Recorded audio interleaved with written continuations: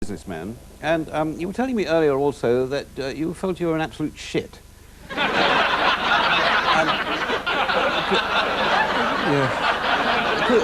Could you enlarge on this a little bit for me? Yes, well, I suppose I could probably help you best by telling you a little about my background. Yes. As you know, I used to run a large company, a nationalized company that was privatized a couple of years ago.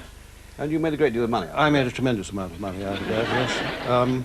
What with share options and grants. And the amount of money the government gave you to start up the company. But and the first thing I did was to sack half the workforce and use the money that I saved in that way to pay myself an enormous salary. Yes.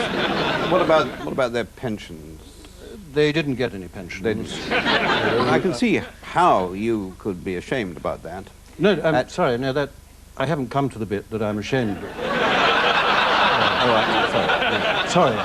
No, sorry. Sorry, no, I'm coming. No, that was just business. But, and it was at that time when I had, well, very little to do, and even less than I had been doing.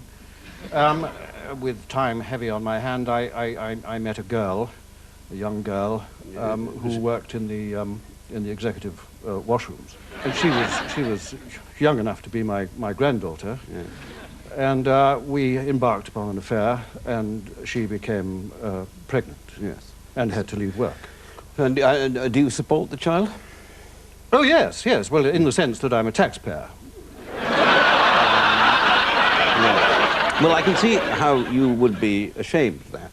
No, I'm not ashamed of that. What exactly is it then? That I'm ashamed of? Well, yes. I am very deeply ashamed of the effect that this whole business had on my wife.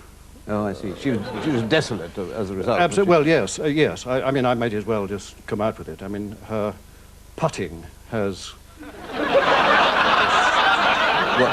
Her golf, you mean? Her golf, yes. Golf. Oh, I think yes. Completely. Well, now you feel all this shame and remorse. And what exactly are you doing about it, if you're doing anything about it? Well, I've seen that it did have a sort of a use, in a way, that it made me think about things which I've never thought about before. Well, such as what? Well, perhaps I can illustrate this by an anecdote.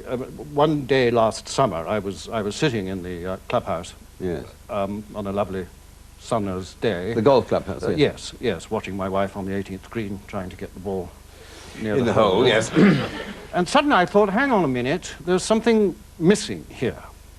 And suddenly it hit me with great force that what was missing in my life was God.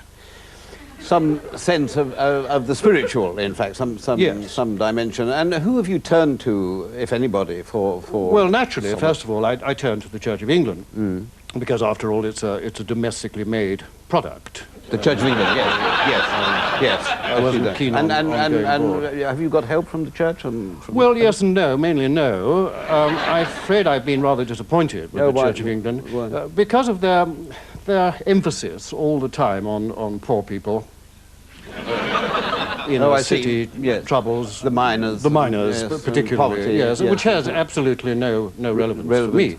No, because, so you feel that they don't target you? No, that's what they should be doing. I mean, the poor, you can forget about the poor, they're going to go to heaven anyway. Well, yes. And what I feel... In the Bible, the blessed are the poor. They're going to inherit the earth or some such stuff, yes. So you feel that... Someone like myself, who is rich and in the A-B category, I mean, after all, if an airline can have a business class, why can't a church? Yes. But you would do at least feel that there is a force. Yes. A force which... mysterious force which completely dominates our lives and takes care of our destiny and gives our life meaning. Yes. And that, of course, is the market.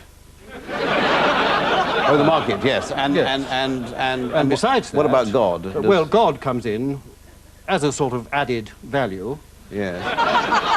So that at night, if I wake up in the middle of the night and am sweating and afraid, I can feel, well, yes, I do have a soul, I do have a conscience, and I don't have to worry about it.